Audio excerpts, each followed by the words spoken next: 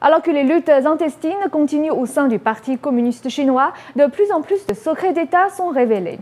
Dans son rapport sur les droits de l'homme, le département d'État américain a abordé pour la première fois la question du prélèvement illicite d'organes en Chine et a mentionné les pratiquants de Falun Gong et les Ouïghours. Le temps des responsables communistes impliqués dans ces crimes est compté.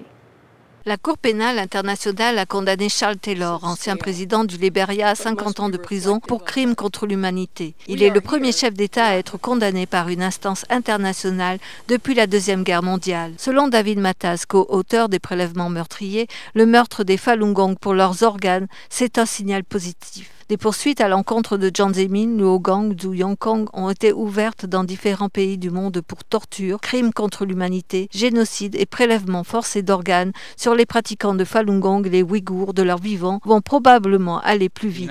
Les États-Unis ont aussi introduit cette question dans leur formulaire d'immigration. Avez-vous jamais participé à des prélèvements d'organes? Les États-Unis sont une organisation lente à bouger, mais quand ils le font, ça sera assurément important et aura de l'influence. Oui, maintenant qu'ils l'ont admis, cela signifie probablement qu'ils vont faire quelque chose. Je souhaite qu'ils puissent faire beaucoup. Il y a quantité de choses qu'ils pourraient faire.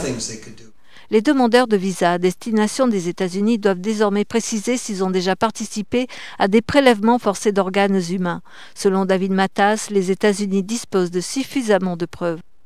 Lorsqu'il aborde à ce niveau, je pense qu'ils sont arrivés à la conclusion que les preuves sont suffisamment substantielles pour leur accorder crédit. C'est un nouveau crime contre l'humanité. Le tribunal pénal international devrait le dire à des gens comme Bo Xilai, qui ont été suffisamment impliqués à Chongqing il y a peu. C'est la Cour pénale internationale qui devrait s'occuper de ces personnes. S'il met un pied en dehors de Chine, il devrait être arrêté, comme pour Charles Taylor. Les pratiquants de Falun Gong ont poursuivi dans le monde entier des fonctionnaires du PCC, au point qu'ils aient peur, comme Bo Xilai, de se rendre à l'étranger. David Matas déclare qu'il est temps de faire aboutir ces poursuites. De nombreuses poursuites sont en cours contre Bo Xilai, Jiang Zemin, Luo Gang. Je pense que nous devons les faire aboutir, en particulier maintenant que Bo Xilai est marginalisé. Je pense que l'argument de l'immunité d'État devrait être mis de côté.